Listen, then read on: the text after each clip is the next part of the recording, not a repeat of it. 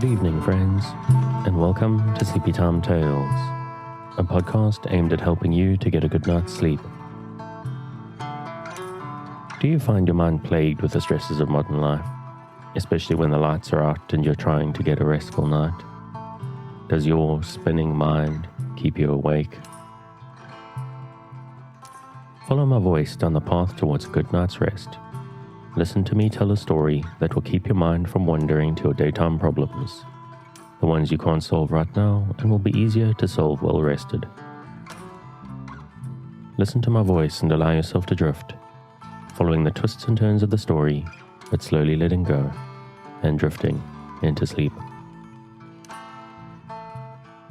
Now, many podcasts put their promotion and cup rattling stuff halfway through or even towards the end.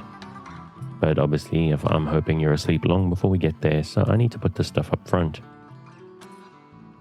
This show is brought to you by supporters on Patreon.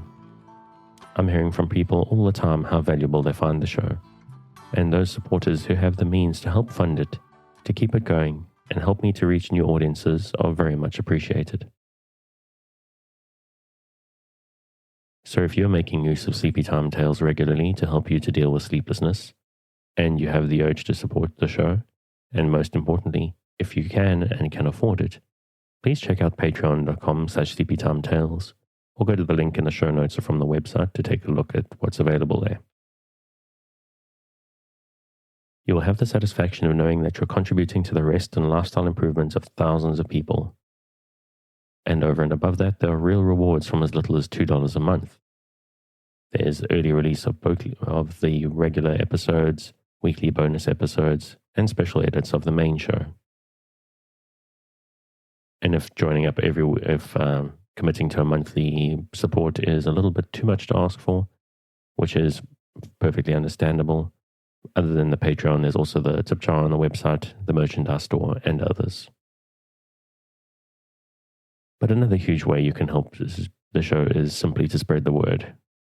If there is someone in your life who you think will benefit from listening to Sleepy Time Tales, let them know. If you recommend the show on social media, make sure to tag me in so that I know and I can thank you. The tag is @SleepyTimeTales on Instagram or Twitter. I do want to thank a listener, Tila, who sent through a very kind email recently. I'm not going to go into too much detail on it, but it's really nice to know that the choices I make about the structure of the show and how I do it really do work for certain people. So thank you very, very much, Tila, for your kind words. And I hope you stay well rested. And then, of course, I have to give out the shout out to the music. The song that I could use, as always, is Un Désert by Kumiko from Loyalty Free Music.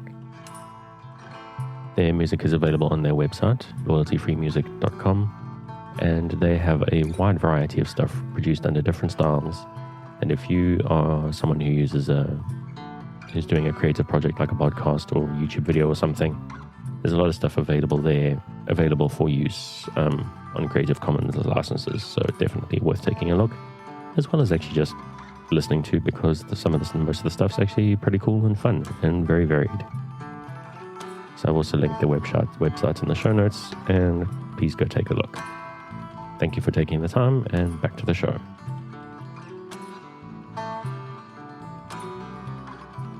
So what exactly is Sleepy Time Tales? What is it for? It is a bit of a strange idea, after all, a podcast that you're supposed to fall asleep to. But lack of sleep is a health crisis in the 21st century, and this is a podcast that is intended to help those that it can to get a restful night.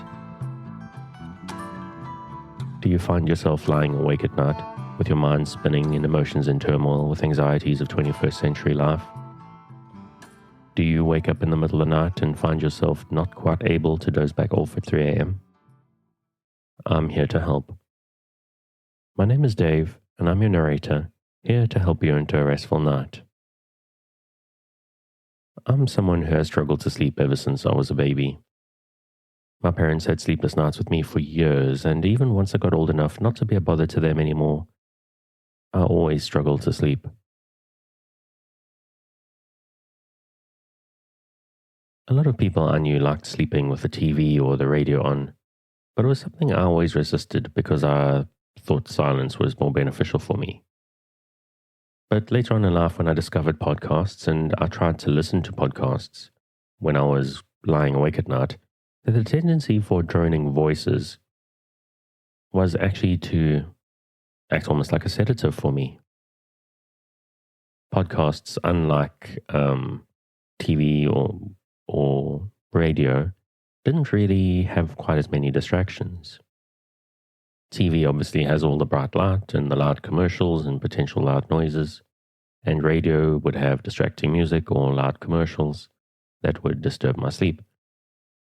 But podcasts tend to be very consistently evenly toned across the whole length of them, so they actually behaved in a very different way to what other more traditional media do. Now, every episode starts with this long intro. The intro is probably 90% the same every time I go through it, because it has a couple of quite important structural purposes. But I do record it every week to make sure it's a little bit something fresh and something that I've clearly put some care into for listeners. The first and very important thing, obviously, is I need to explain the show to new listeners. I need to make a case for it, explain the structure to it, and kind of explain how I think it's helpful to engage with and why I think it's useful for people to listen to it. People who've been listening to the show for a while now get a very different thing from it. Because I keep it fairly consistent and even the whole way across, it's for them, it's part of the sort of process of getting ready to sleep. What we're trying to do here is prepare yourselves and prepare yourself safe and get ready to sleep. Build a space together, a cabin or a nest, something for you to settle into. Now, as far as I know, there are a couple of different ways to engage with the show. For me, and I think quite a few others, you need something to kind of listen to, something to focus on to an extent. A story or event that keeps your mind on a specific point to stop it from spinning out into stress and anxieties. In a way, it's almost like a guided meditation in a way rather than a storytelling. Something to focus on just enough not to resist the embrace of a night's sleep when it comes for you. Some people may need something a little bit more elemental and primal. Some people just need a background noise. White noise, or the sound of the ocean, or the sound of the wind in the trees, or maybe some boring dude telling you a boring story. And if the latter is yours, I'm your guy. Tonight's story is a lesser-known Charles Dickens work, actually. Did you know that he wrote a series of short detective novels, or stories rather, some of them actually quite good? Tonight's is Hunted, one of those detective works. It gets quite tense and strange and interesting, but it's not particularly action-packed. And I'm going to warn you, I'll leave it shamelessly at a cliffhanger for you to check out if you're interested enough, because it does take a very fascinating turn towards the end. But important, whatever the story is, whether it's a completed story or a nasty cliffhanger or my usual thing of just like dropping a chapter halfway through because I think we've gone on long enough, it's very important that you don't force the sleep. Just keep a light mental grip on the thread of the tale and allow the need for sleep to come for you. Now, obviously, if all goes well, I'm hoping you're asleep before I get to the end of the episode, but it is important that you don't feel pressurized. If this is your first night listening to the podcast, to Slippy Time Tales, it actually probably won't work for you. I think it'll probably take a good 2 or 3 nights trying to get used to listening to my voice, to get used to my accent, or just to get over the strangeness of the whole idea and realize that you can trust me and I'm not going to do anything weird or say anything weird while you're asleep.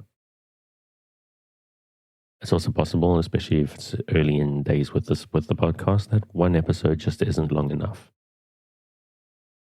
What I do with my sleep podcasts is I queue up a few episodes. I usually download a bunch and then I start on the latest one and then I let them play through the night. I lie down in the dark with my earbuds in and I let them run. Because my sleep habits actually have changed in the last couple of years. It's not so much the going to sleep that's a struggle for me, but it's the waking up at 3 a.m. and kind of not realizing that I'm entirely awake, and then my mind sort of wakes up and starts spinning, and then I'm like, oh, I've been awake for an hour and a half, and I'm not going to actually sleep again.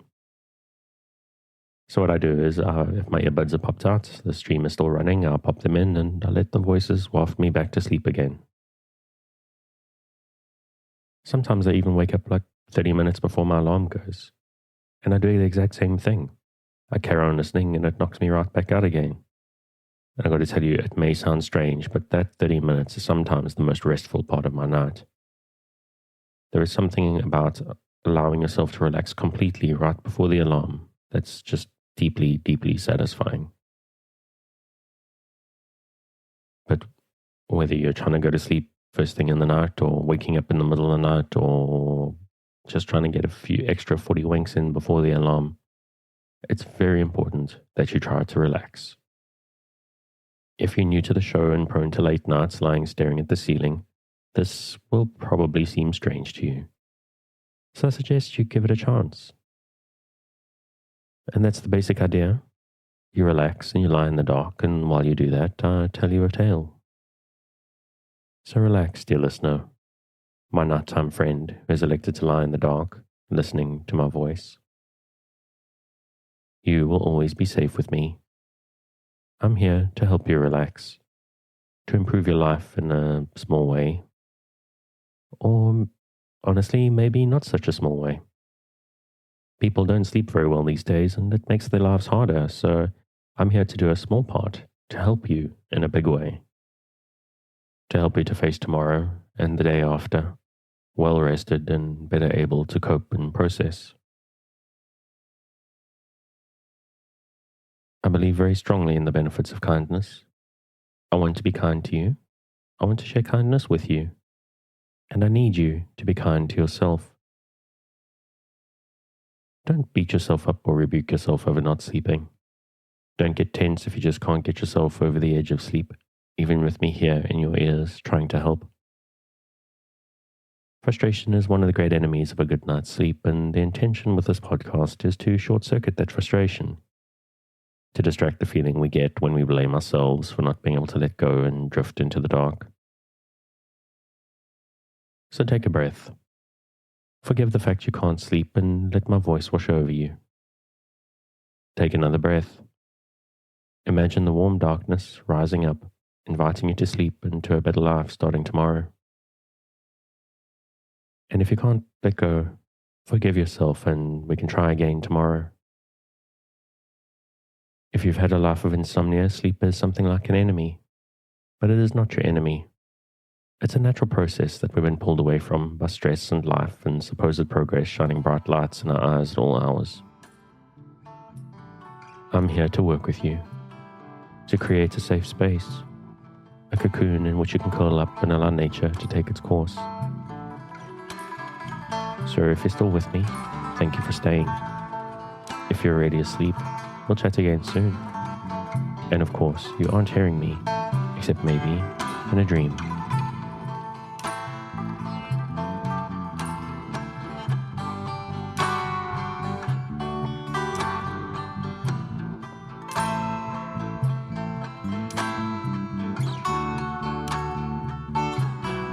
Hunted Down, the detective stories of Charles Dickens.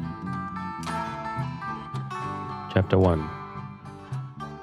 Most of us see some romances in life. In my capacity as chief manager of a life assurance office, I think I have within the last 30 years seen more romances than the generality of men, however unpromising the opportunity may at first sight seem. As I have retired and live at my ease, I possess the means that I used to want, of considering what I have seen at leisure.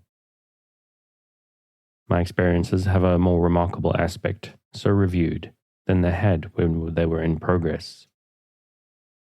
I have come home from the play now, and can recall the scenes of the drama upon which the curtain had fallen, free from the glare, bewilderment, and bustle of the theatre.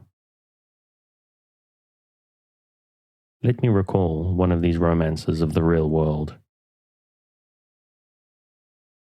There is nothing truer than physiognomy, taken in connection with manner, The art of reading that book of which eternal wisdom obliges every human creature to present his or own page with the individual character written on it, is a difficult one, perhaps, and is little studied. It may require some natural aptitude, and it must require, for everything does, some patience and some pains. That these are not usually given to it, that numbers of people accept a few stock commonplace expressions of the face as the whole list of characteristics, and neither seek nor know the refinements that are truest.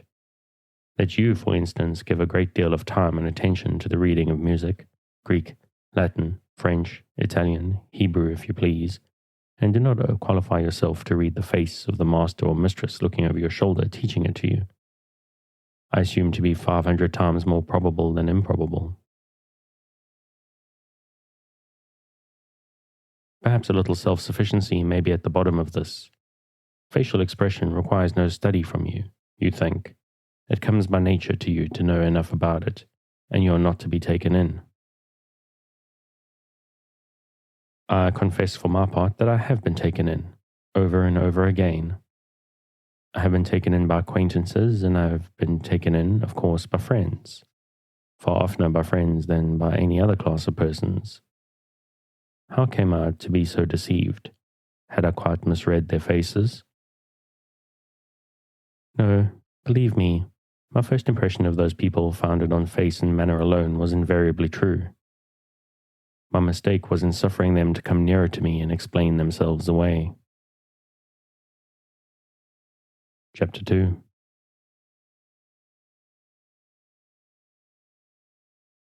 The partition which separated my own office from our general outer office in the city was of thick plate glass. I could see through it what passed in the outer office without hearing a word. I had it put up in the place of a wall that had been there for years, ever since the house was built. It is no matter whether I did or did not make the change in order that I might derive my first impression of strangers who came to us on business from their faces alone, without being influenced by anything they said. Enough to mention that I turned my glass partition to that account, and that a life assurance office is at all times exposed to be practiced upon by the most crafty and cruel of the human race. It was through my glass partition that I first saw the gentleman whose story I am going to tell. He had come in without my observing it, and had put his hat and umbrella on the broad counter, and was bending over it to take some papers from one of the clerks. He was about 40 or so, dark, exceedingly well dressed in black, being in mourning, and the hand he extended with a polite air had a particularly well-fitting black kid glove upon it. His hair, which was elaborately brushed and oiled, was parted straight up the middle, and he presented this parting to the clerk, exactly to my thinking, as if he had said in so many words, "You must take me, if you please, my friend, as I show myself. Come straight up here, follow the gravel path, keep off the grass. I allow no trespassing." I conceived a very great aversion to that man the moment I thus saw him. He had asked for some of our printed forms, and the clerk was giving them to him and explaining them. An obliged and agreeable smile was on his face, and his eyes met those of the clerk with a sprightly look. I have known a vast quantity of nonsense talked about bad men not looking you in the face. Don't trust that conventional idea. Dishonesty will stare honesty out of countenance any day of the week, if there was anything to be got by it. I saw in the corner of his eyelash that he became aware of my looking at him. Immediately he turned the parting in his hair towards the glass partition, as if he said to me with a sweet smile, "Straight up here, if you please, off the grass." In a few moments he had put his hat on and taken up his umbrella and was gone. I beckoned the clerk to my room and asked, "Who was that?" He had the gentleman's card in his hand. "Mr. Julius Slington, Middle Temple." "A barrister, Mr. Adams?" "I think not, sir."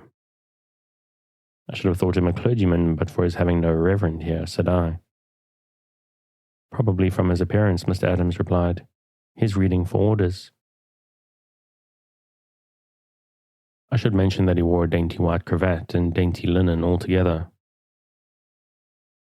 What did he want, Mr. Adams? Merely a form of proposal, sir, in form of reference. Recommended here, did he say? Yes, he said he was recommended here by a friend of yours. He noticed you, but said that as he had not had the pleasure of your personal acquaintance, he would not trouble you. Did he know my name? Oh, yes, sir. He said, "There is Mr. Sampson, I see." A well-spoken gentleman, apparently? Remarkably so, sir. Insinuating manners, apparently? Very much so, indeed, sir. Ha, I said. I want nothing at present, Mr. Adams.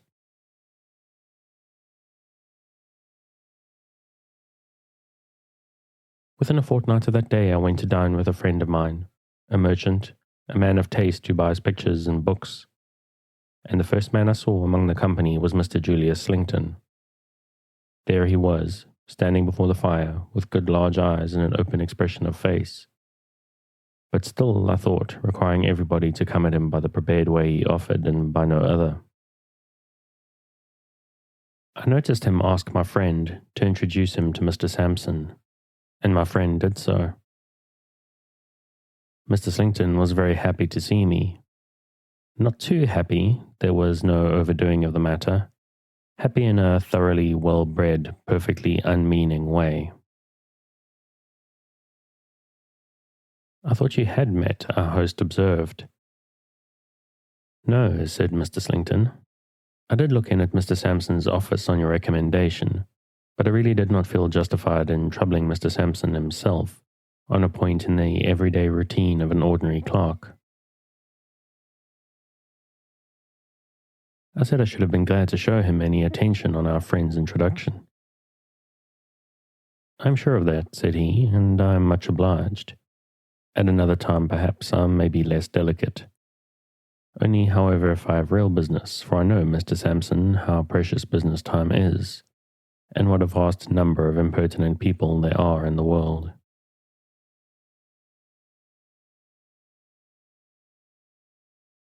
I acknowledged his consideration with a slight bow. You were thinking, said I, of effecting a policy on your life? Oh dear, no. I'm afraid I'm not so prudent as you pay me the compliment of supposing me to be, Mr. Sampson. I merely inquired for a friend. But you know what friends are in such matters. Nothing may ever come of it.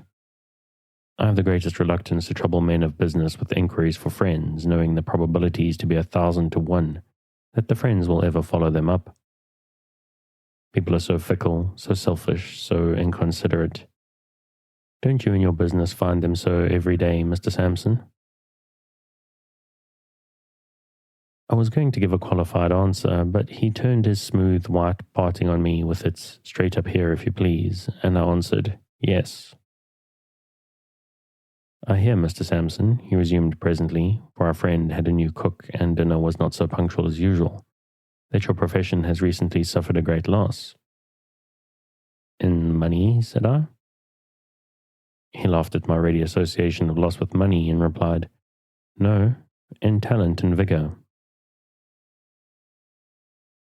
Not at once following out his allusion, I considered for a moment. Has it sustained a loss of that kind, said I? I was not aware of it. Understand me, Mr. Sampson, I don't imagine that you have retired. It is not so bad as that. But Mr. Meltham. Oh, to be sure, said I. Yes, Mr. Meltham, the young actuary of the inestimable. Just so, he returned in a consoling way. He is a great loss. He was at once the most profound, the most original, and the most energetic man I've ever known connected with life assurance. I spoke strongly, for I had high esteem and admiration for Meltham, and my gentleman had indefinitely conveyed to me some suspicion that he wanted to sneer at him. He recalled me to my guard by presenting that trim pathway up his head with its internal, not on the grass, if you please, the gravel. You knew him, Mr. Slington? Only by reputation. To have known him as an acquaintance or as a friend is an honour I should have sought if he had remained in society, though I might never have had the good fortune to attain it, being a man of far inferior mark. He was scarcely above 30, I suppose. About 30. Ah, he sighed in his former consoling way. What creatures we are. To break up Mr. Sampson and become incapable of business at that time of life. Any reason assigned for the melancholy fact? Thought I, as I looked at him. But I won't go up the track, and I will go on the grass. What reason have you heard assigned, Mr. Slington? I asked, point blank. Most likely a false one. You know what rumour is, Mr. Sampson? I never repeat what I hear. It is the only way of paring the nails and shaving the head of rumour. But when you ask me what reason I have heard assigned for Mr. Meltham's passing away from among men, it is another thing. I'm not gratifying our still gossip then. I was told, Mr. Sampson, that Mr. Meltham had relinquished all his avocations and all his prospects, because he was, in fact, broken-hearted. A disappointed attachment, I heard, though it hardly seems probable in the case of a man so distinguished and so attractive. Attractions and distinctions are no armour against death, said I. Oh, she died. Pray pardon me, I did not hear that. That indeed makes it very, very sad. Poor Mr. Meltham. She died? Ah, dear me. Lamentable, lamentable. I still thought his pity was not quite genuine, and I still suspected an unaccountable sneer under all this, until he said, as we were parted, like the other knots of talkers by the announcement of dinner. Mr. Sampson, you are surprised to see me so moved on behalf of a man whom I have never known. I am not so disinterested as you may suppose. I have suffered, and recently too, from death myself. I have lost one of two charming nieces who are my constant companions. She died young, barely 23, and even her remaining sister is far from strong. The world is a grave. He said this with deep feeling, and I felt reproached for the coldness of my manner. Coldness and distrust had been engendered in me, I knew, by my bad experiences. They were not natural to me, and I often thought how much I had lost in life, losing trustfulness, and how little I had gained, gaining hard caution. This state of mind being habitual to me, I troubled myself more about this conversation than I might have troubled myself about a greater matter. I listened to his talk at dinner and observed how readily other men responded to it, and with what a graceful instinct he adapted his subjects to the knowledge and habits of those he talked with. As, in talking with me, he had easily started the subject I might be supposed to understand best and to be the most interested in, so in talking with others he guided himself by the same rule. The company was of varied character, but he was not at fault, that I could discover with any member of it. He knew just as much of each man's pursuit as made him agreeable to that man in reference to it, and just as little as it made him natural in him to seek modestly for information when a theme was broached. As he talked and talked, but really not too much, for the rest of us seemed to force it upon him, I became quite angry with myself. I took his face to pieces in my mind like a watch and examined it in detail. I could not say much against any of his features separately. I could not even less against them when they were put together. Then is it not monstrous, I asked myself, that because a man happens to part his hair straight up the middle of his head, I would permit myself to suspect and even to detest him? I may stop to remark that this was no proof of my sense. An observer of men who finds himself steadily repelled by some appealingly trifling thing is a stranger is right to give it great weight. It may be the clue to the whole mystery. A hair or two will show where a line is hidden. A very little key will open a very heavy door.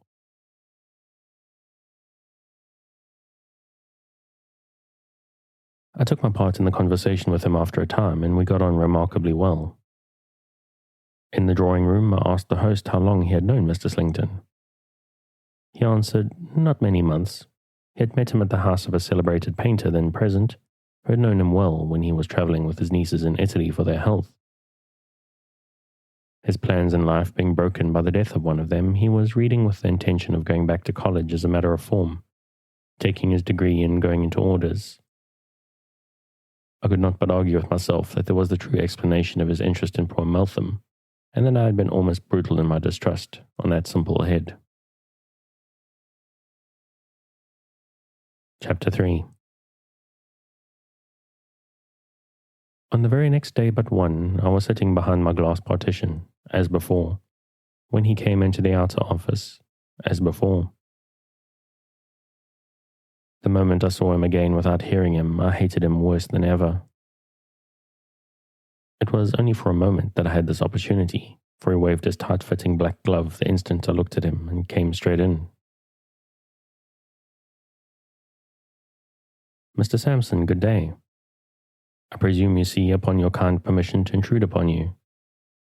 I don't keep my word in being justified by business, for my business here, if I may so abuse the word, is of the slightest nature."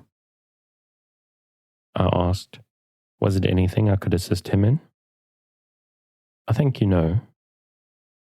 I merely called to inquire outside whether my dilatory friend has been so false to himself as to be practical and sensible. But of course he has done nothing. I gave him your papers with my own hand, and he was hot upon the intention. But of course he has done nothing. Apart from the general human disinclination to do anything that ought to be done, I dare say there's a speciality about assuring one's life. You find it like will-making. People are so superstitious and take it for granted they will die soon afterwards. Up here, if you please. Straight up here, Mr. Sampson. Neither to the right nor left." Almost fancied I could hear him breathe the words as he sat smiling at me, with that intolerable parting exactly opposite the bridge of my nose. "There is such a feeling sometimes, no doubt," I replied, "but I don't think it obtains to any great extent." "Well," said he, with a shrug and a smile, "I wish some good angel would influence my friend in the right direction. I rashly promised his mother and sister in Norfolk to see it done, and he promised them that he would do it. But I suppose he never will." He spoke for a minute or two on indifferent topics and went away. I had scarcely unlocked the drawers of my writing table next morning when he reappeared. I noticed that he came straight to the door in the glass partition and did not pause a single moment outside. "Can you spare me 2 minutes, my dear Mr. Sampson?" "By all means." "Much obliged." Laying his hat and umbrella on the table, "I came only not to interrupt you. The fact is, I am taken by surprise in reference to this proposal my friend has made." "Has he made one?" said I. "Yes," he answered, deliberately looking at me, and then a bright idea seemed to strike him. "Or he only tells me he has. Perhaps that may be a new way of evading the matter. By Jupiter, I never thought of that." Mr. Adams was opening the morning's letters in the outer office. "What is the name, Mr. Slington?" I asked him. "Beckwith." I looked out at the door and requested Mr. Adams, if there were a proposal in that name, to bring it in. He had already laid it out of his hand on the counter. It was easily selected from the rest, and he gave it me. "Alfred Beckwith, proposal to effect a policy with us for £2,000, dated yesterday." "From the Middle Temple, I see, Mr. Slington." "Yes. He lives on the same staircase with me. His door is opposite. I never thought he would make me his reference, though." "It seems quite natural that he should." "Quite so, Mr. Sampson, but I never thought of it. Let me see." He took the printed paper from his pocket. "How am I to answer all these questions?" "According to the truth, of course," said I. "Oh, of course," he answered, looking up from the paper with a smile. "I meant there were so many, but you do right to be particular. It stands reason that you must be particular. Will you allow me to use your pen and ink?" "Certainly." "Into your desk?" "Certainly." He had been hovering about between his hat and his umbrella for a place to write on. He now sat down in my chair at my blotting paper and inkstand, with a long walk up his head in accurate perspective before me, as I stood with my back to the fire.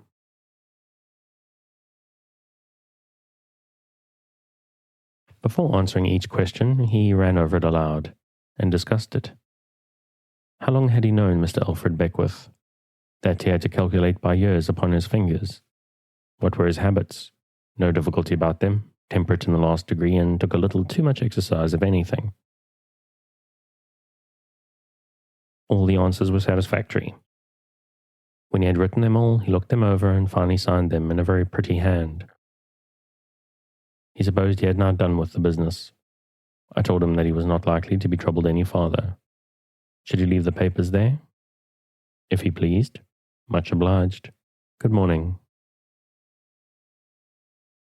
I'd had one other visitor before him, not at the office, but at my own house. That visitor had come to my bedside when it was not yet daylight, and had been seen by no one else but by my faithful confidential servant. A second reference paper, for we required always two, was sent down into Norfolk, and it was duly received back by post. This likewise was satisfactorily answered in every respect. Our forms were all complied with, we accepted the proposal, and the premium for 1 year was paid. Chapter 4. For 6 or 7 months I saw no more of Mr. Slington. He called once at my house, but I was not at home, and he once asked me to dine with him in the Temple, but I was engaged. His friend's assurance was effected in March. Late in September or early in October, I was down at Scarborough for a breath of sea air when I met him on the beach. It was a hot evening. He came towards me with his hat in his hand, and there was the walk I had felt so strongly disinclined to take in perfect order again exactly on the front of the bridge of my nose. He was not alone, but had a young lady on his arm. She was dressed in mourning, and I looked at her with great interest. She had the appearance of being extremely delicate, and her face was remarkably pale and melancholy, but she was very pretty.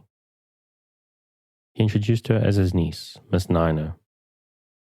"Are you strolling, Mr. Sampson? Is it possible you can be idle?" It was possible, and I was strolling. "Shall we stroll together?" "With pleasure."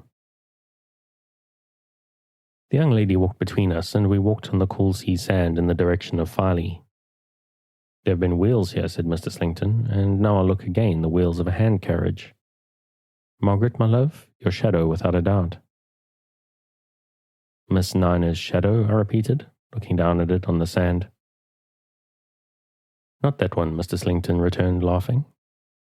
"Margaret, my dear, tell Mr. Sampson." "Indeed," said the young lady, turning to me, "there is nothing to tell, except that I constantly see the same invalid old gentleman at all times wherever I go. I have mentioned it to my uncle, and he calls the gentleman my shadow." "Does he live in Scarborough?" I asked. "He is staying there." "Do you live in Scarborough?" "No, I am staying here. My uncle has placed me with a family here for my health." "And your shadow?" said I, smiling. "My shadow," she answered, smiling too, "is, like myself, not very robust, I fear. For I lose my shadow sometimes, as my shadow loses me at other times. We both seem liable to confinement to the house. I have not seen my shadow for days and days, but it does oddly happen occasionally that wherever I go, for many days together, this gentleman goes. We have come together in the most unfrequented nooks on this shore." The wheels had swept down to the water's edge and described a great loop on the sand in turning. Bringing the loop back towards us and spinning it out as it came was a hand carriage drawn by a man. "Yes," said Miss Nina, "this really is my shadow, uncle." As the carriage approached us and we approached the carriage, I saw within it an old man, whose head was sunk on his breast and who was enveloped in a variety of wrappers. He was drawn by a very quiet but very keen-looking man, with grey iron hair, who was slightly lame. They had passed us when the carriage stopped, and the old gentleman within, putting out his arm, called to me by name. I went back and was absent from Mr. Slington and his niece for about 5 minutes.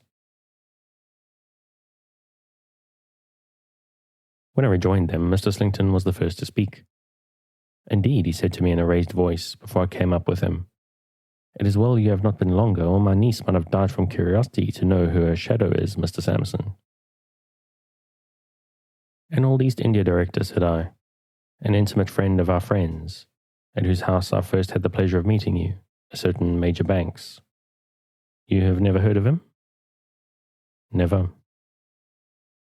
"Very rich, Miss Nina, but very old and very crippled. An amiable man, sensible, much interested in you. He has just been expatiating on the affection that he has observed to exist between you and your uncle."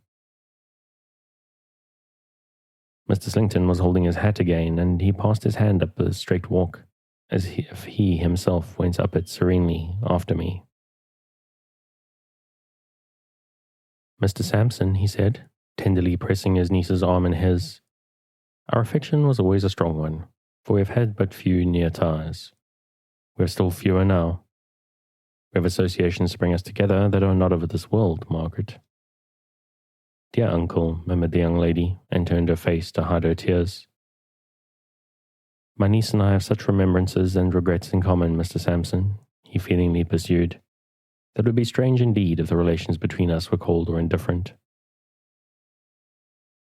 If I remember a conversation we once had together, you will understand the reference I make.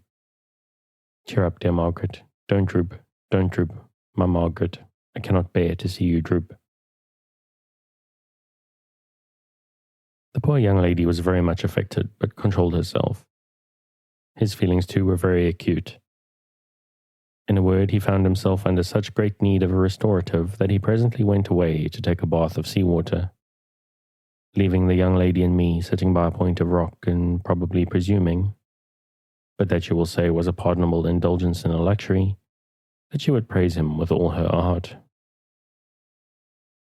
And she did, poor thing. With all her confiding heart, she praised him to me for his care of her dead sister and for his untiring devotion in her last illness. The sister had wasted away very slowly, and wild and terrible fantasies had come over her towards the end. But he had never been impatient with her or at a loss, had always been gentle, watchful, and self-possessed.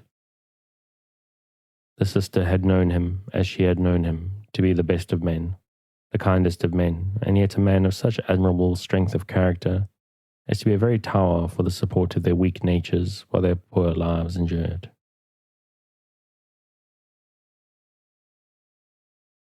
"I shall leave him, Mr. Sampson, very soon," said the young lady. "I know my life is drawing to an end, and when I am gone I hope he will marry and be happy. I am sure he has lived single so long only for my sake and for my poor, poor sister's." The little hand carriage had made another great loop on the damp sand and was coming back again, gradually spinning out a slim figure of 8, half a mile along. "Young lady," said I, looking around, laying my hand upon her arm and speaking in a low voice, "time presses. You hear the gentle murmur of that sea?" She looked at me with the utmost wonder and alarm, saying, "Yes." "And you know what a voice is in it when the storm comes?" "Yes." "You see how quiet and peaceful it lies before us, and you know what an awful sight of power without pity it might be this very night?" "Yes." "But if you had never seen it, or heard of it in its cruelty, could you believe that it beats every inanimate thing in its way to pieces, without mercy, and destroys lives without remorse?" "You terrify me, sir, by these questions." "To save you, young lady, to save you. For God's sake, collect your strength and collect your firmness. If you were here alone and hemmed in by the rising tide on the floe to 50 feet above your head, you could not be in greater danger than the danger you are now to be saved from."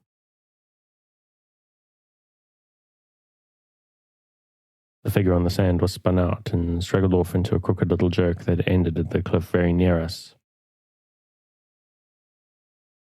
"As I am, before heaven and the judge of all mankind, your friend, and your dead sister's friend, I solemnly entreat you, Miss Nina, without one moment's loss of time, to come to this gentleman with me. If the little carriage had been less near to us, I doubt if I could have got her away, but it was so near that where we were before she had recovered the hurry of being urged from the rock. I did not remain there with her 2 minutes. Certainly within 5, I had the inexpressible satisfaction of seeing her, from the point we had sat on, and to which I had returned, half supported and half carried up to some rude steps notched in the cliff by the figure of an active man. With that figure beside her, I knew she was safe anyway. I sat alone on the rock, awaiting Mr. Slington's return. The twilight was deepening and the shadows were heavy when he came round the point, with his hat hanging in his buttonhole, smoothing his wet hair with one of his hands and picking out the path with the other in a pocket comb. "My niece is not here, Mr. Sampson?" he said, looking about. Miss Nina seemed to feel a chill in the air after the sun was down and has gone home. He looked surprised, as though she were not accustomed to do anything without him, even to originate so slight a proceeding. I persuaded Miss Nina, I explained. "Ah," said he, "she is easily persuaded, for her good. Thank you, Mr. Sampson, she is better within doors. The bathing place was further than I thought, to say the truth." "Miss Nina is very delicate," I observed. He shook his head and drew a deep sigh. "Very, very, very. You may recollect my saying so. The time that has since intervened has not strengthened her. The gloomy shadow that fell upon her sister so early in life seems in my anxious eyes to gather over her, ever darker, ever darker. Dear Margaret, but we must hope."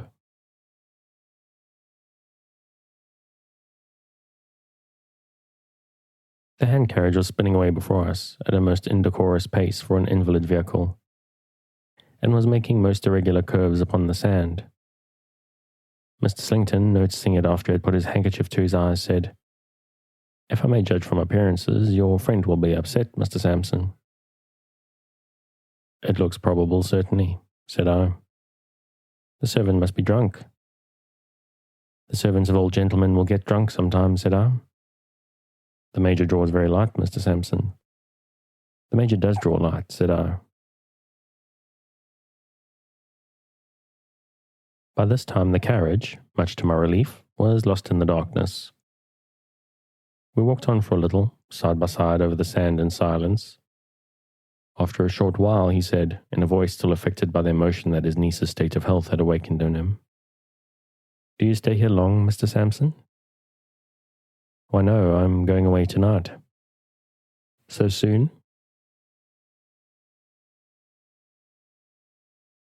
"But business always holds you in request.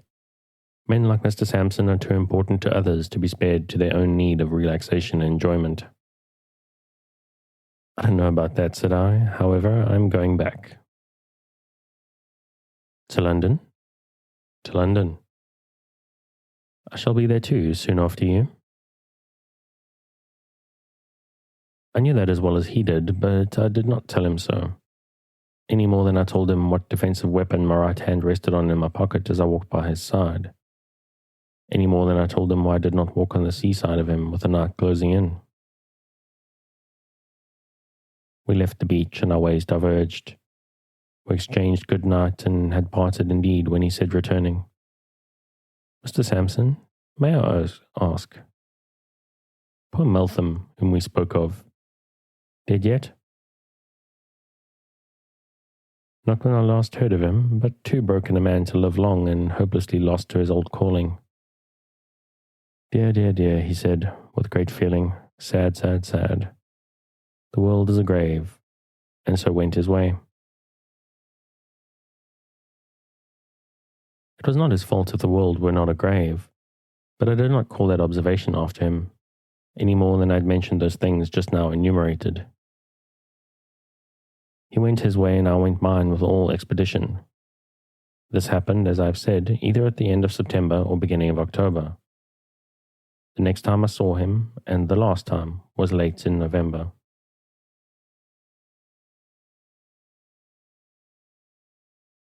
Chapter 5. I had a very particular engagement to breakfast in the temple. It was a bitter northeasterly morning, and the sleet and slush lay inches deep in the streets. I could get no conveyance and was soon wet to the knees, but I should have been true to the appointment, although I had to wade to it up to my neck in the same impediments.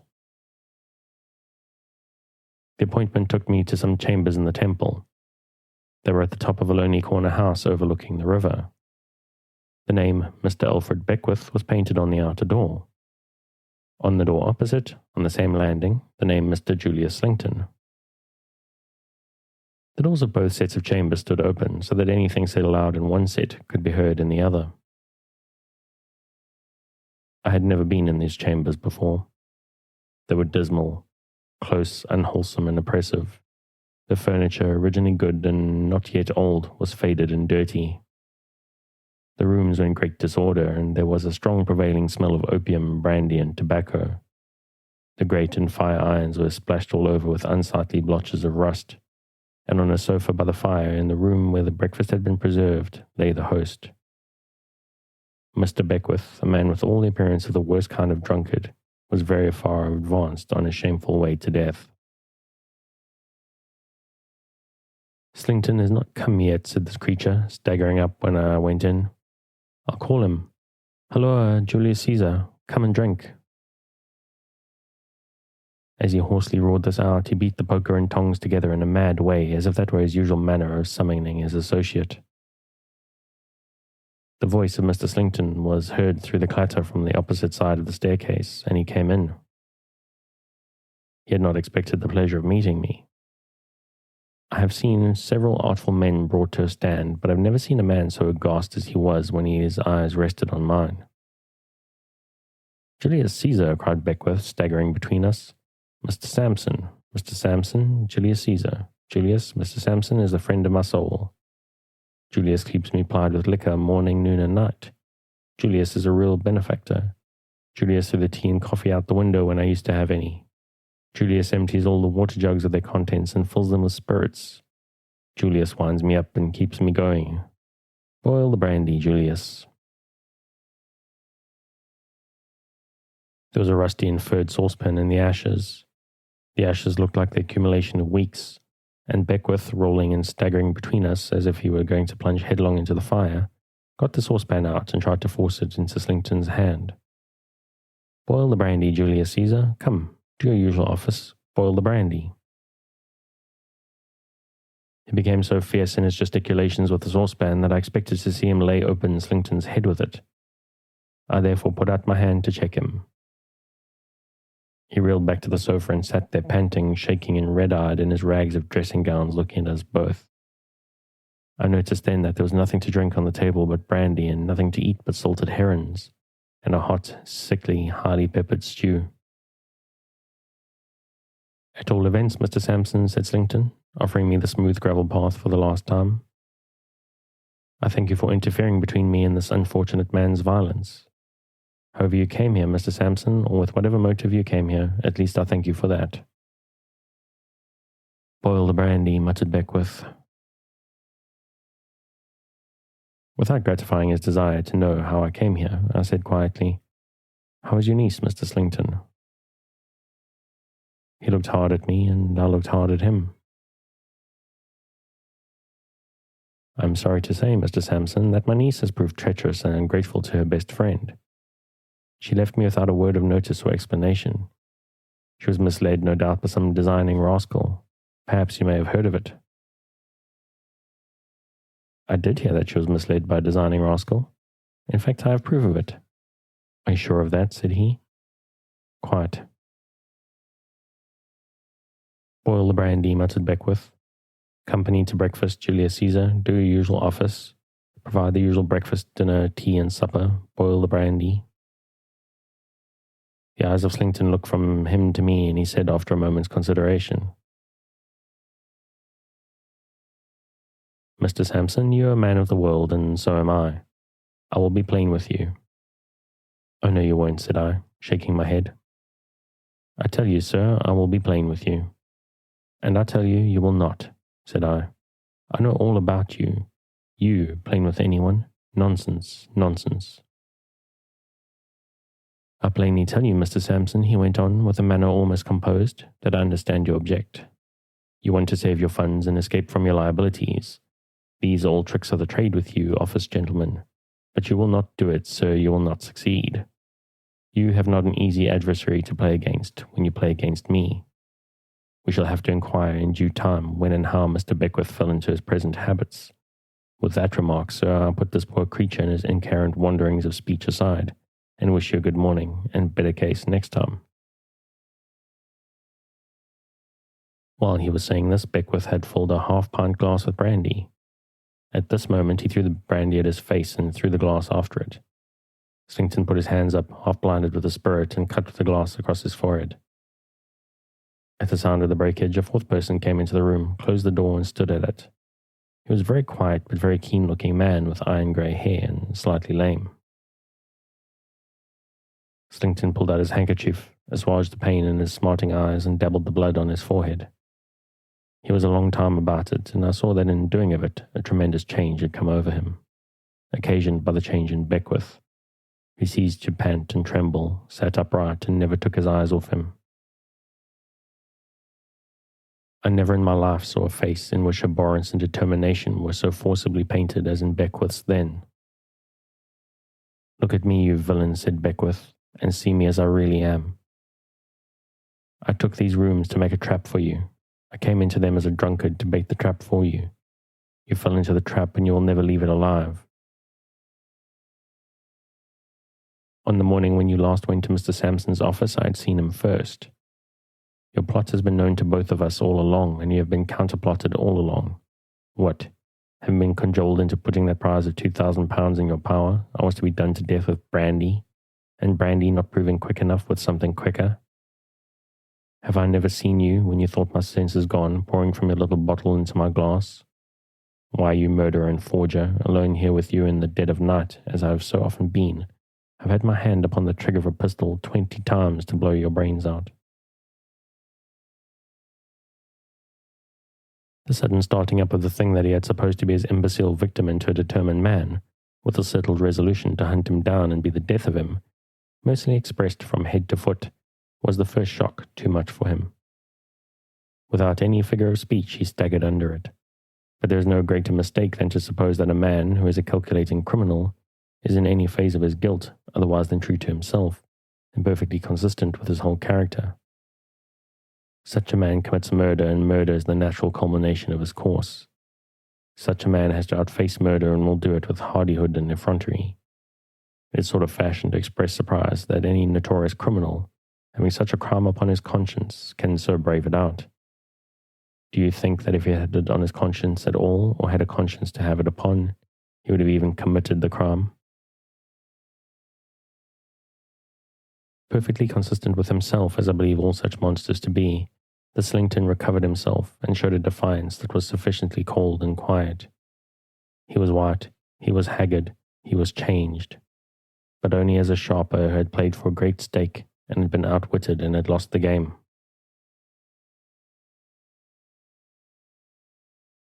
"Listen to me, you villain," said Beckwith, "and at every word you hear me say be a stab in your wicked heart. When I took these rooms to throw myself in your way and lead you onto the scheme that I knew my appearance and supposed character and habits would suggest to such a devil, how did I know that? Because you were no stranger to me. I knew you well, and I knew you to be the cruel wretch who for so much money had killed one innocent girl while she trusted him implicitly, and who was by inches killing another." Slington took out a snuff-box, took a pinch of snuff, and laughed. "But see here," said Beckwith, never looking away, never raising his voice, never relaxing his face, never unclenching his hand. "See what a dull wolf you have been after all. Infatuated drunkard who never drank a 50th part of the liquor you plied him with, but poured it away here, there, everywhere, almost before your eyes. Who bought over the fellow you set to watch him and to ply him by outbidding you in his bribe, before he had been at his work 3 days, with whom you have observed no caution, yet who was so bent on ridding the earth of you as a wild beast that it would have defeated you if it had ever been so prudent. That drunkard whom you have many a time left on the floor of this room, and has even let you go out of it, alive and undeceived, when you have turned him over with your foot, has almost as often, on the same night, within an hour, within a few minutes, watched you awake, had his hand at your pillow when you were asleep, turned over your papers, taken samples from your bottles and packets of powder, changed their contents, rifled every secret of your life. He'd had another pinch of snuff in his hand, but had gradually let it drop from between his fingers to the floor, where he now smoothed it out with his foot, looking down at it the while. And I think I'm actually going to leave it there. Bit of a nasty cliffhanger. There's not much of the story left to go, but a little bit too much to read out. So if you want to see the exciting conclusion of this, take a look at it on Project Gutenberg at the link in the show notes.